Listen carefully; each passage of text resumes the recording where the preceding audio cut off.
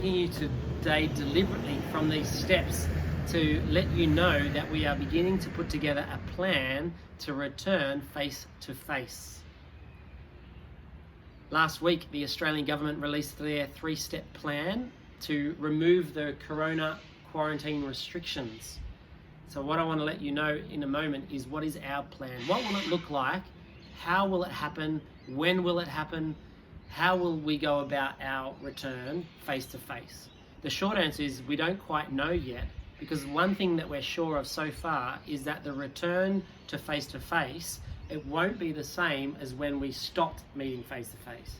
That was very sudden and it was very singular. All public ministries of the Anglican Diocese ceased effective immediately.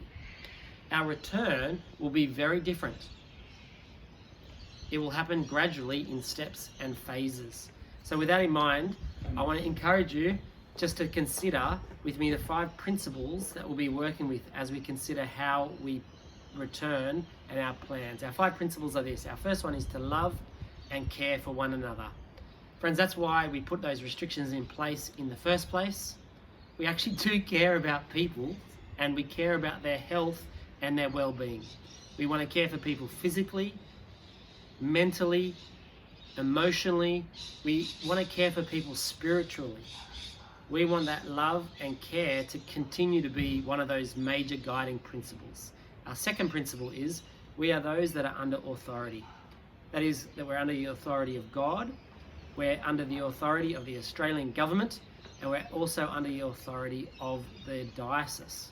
And so with that in mind, our plan to return will be in parallel or in step with the government's 3-step plan. And you'll be hearing more about those phases and steps in the weeks and months to come. That means it will be gradual, and it won't be just sudden and singular. It's gradual and it will be complicated. And so with that in mind, I want to encourage you to consider another principle with me, and that is the need for space for grace. Friends, as I make this announcement, there'll be some of you like myself who are really excited and really enthusiastic, and will be saying, come on, we're going too slow, and why aren't we meeting quicker and now and yesterday and bigger? At the same time, there'll be those that receive this news with anxiety, with fears and concerns and reservations. And they'll be saying, hang on, slow down, we shouldn't be meeting, and there's all these reasons not to meet at this time.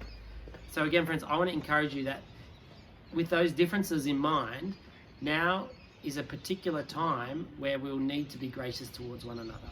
But friends, we're well equipped as God's people to act towards one another with grace, with compassion, with kindness, with gentleness, as we navigate through these difficult times over the next weeks and months ahead. With that in mind, final principle I want to leave you with is we want to make this plan as a team. That is, it's not just one person coming up with the plan. We are the family of God, and we do believe in the priesthood of all believers. And so we want to do this collectively. And friends, we are so well gifted here at our church with people and with groups of people like our wardens and our parish council. And I want to take this opportunity to say thank you to them. They've done an amazing job over the last 2 months, giving of themselves at a time where there's a lot of pressure and a lot of struggle, and they've been very kind in the way in which they've served and led and given. So I want to thank them, and we'll continue to put together a plan using our existing structures that actually are well placed for this very occasion. But we're also putting together a come back face-to-face team.